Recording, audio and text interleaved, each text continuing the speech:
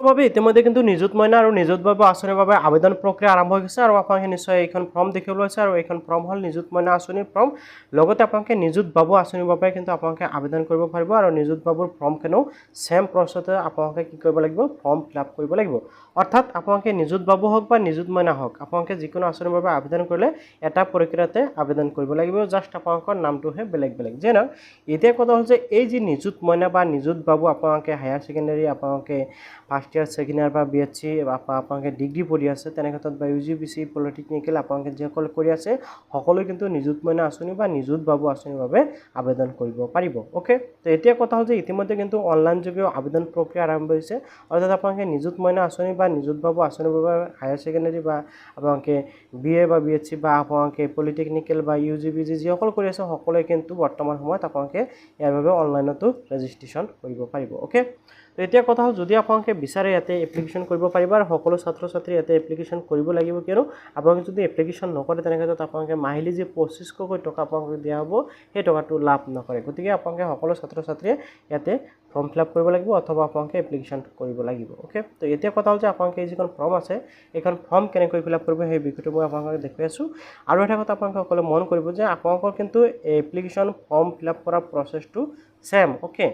ইয়াতে জাষ্ট কিছু বস্তু হয়তো হাল সলনি কৰিব লগা হ'ব পাৰে আপোনালোকে একে প্ৰচেছে কিন্তু আবেদন কৰিব পাৰিব যেনক ইয়াৰ লগতে আপোনালোকলৈ আৰু এটা ভাল খবৰ লৈ আহিছোঁ আৰু এই যিটো গেম আপোনালোকে দেখিবলৈ পাইছে এইটো সাধাৰণ গেম সকলো মানুহে খেলিব পাৰিব ইয়াতে কোনো ধৰণৰ টকা লগাব নালাগে এইটো কোনো ধৰণৰ বেটিং এপছ নহয় ইয়াৰ পৰা আপোনালোকে সকলোৱে ফ্ৰী ইনকাম কৰিব পাৰিব ওকে তো মই ইয়াতে ক্লিক কৰিলোঁ মোৰ যেহেতু $10 আছে এই $10টো উইথড্ৰ কৰি দেখুৱাইছোঁ ইয়াৰ আগতে কিন্তু মই বহুত উইথড্ৰ লগাইছোঁ আপোনাক দেখুৱাইছোঁ মই কেছ আউট অপশ্যনত ক্লিক কৰিলোঁ ইয়াতে অল অপশ্যনত ক্লিক কৰিম আৰু ইয়াতে মই বেংক একাউণ্টত সিলেক্ট কৰি দিম এই অপশ্যনত ক্লিক কৰিলোঁ ইয়াতে পাছৱৰ্ডটো সেট কৰি দিম পাছৱৰ্ডটো সেভ মানে দিয়াৰ লগে লগে এনেকৈ উইথড্ৰটো লাগি যাব উইথড্ৰ কমপ্লিট মানে লাগি গ'ল 7 ডেজ ৱৰ্কিং ডেজ দেখুৱাইছোঁ যদিও লগে লগে কিন্তু একাউণ্টত টকাটো আহি যাব ইয়াৰ পৰা টকাটো কাট খাই গ'ল আপোনালোকে দেখিবলৈ পাইছে অলপ সময় ৱেইট কৰিলে টকাটো আহি যাব ইয়াতে চাওক মোৰ কিন্তু অলৰেডি মেছেজটো আহি গ'ল ওপৰফালে চাওক মোৰ একাউণ্টত কিন্তু টকাটো আহি গ'ল এতে মানে $10ত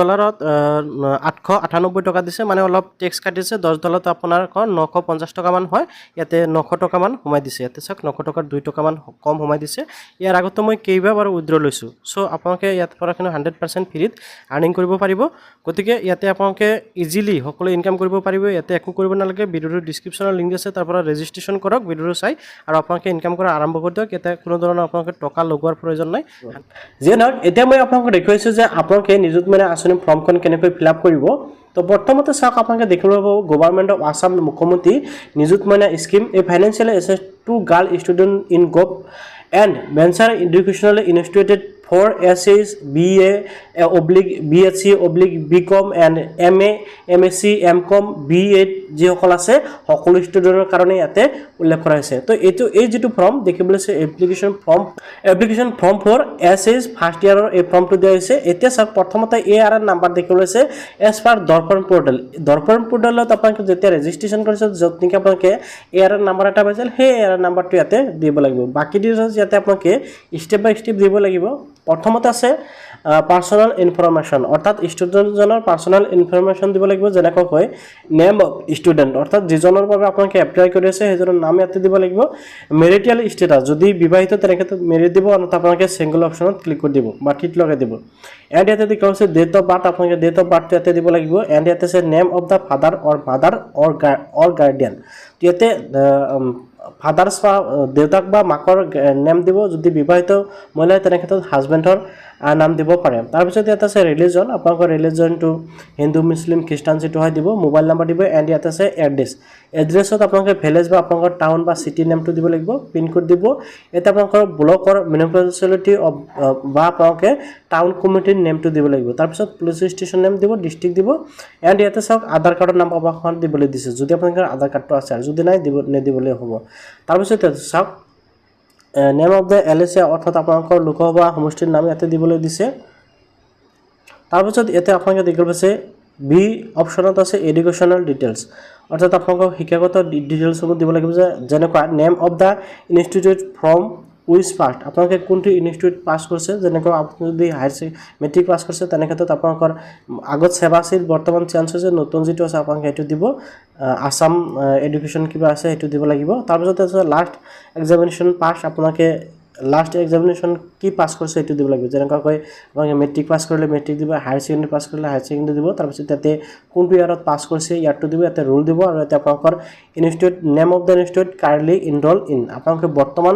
য'ত নেকি পঢ়ি আছে 3 নম্বৰ কলমত বৰ্তমান য'ত এডমিশ্যন লৈছে যিটো ইনষ্টিটিউট আণ্ডাৰত সেই আণ্ডাৰটো দিব বা সেইটো নাম আপোনালোকে দিব লাগিব আৰু শেষত আপোনালোকে দেখিবলৈ পাইছে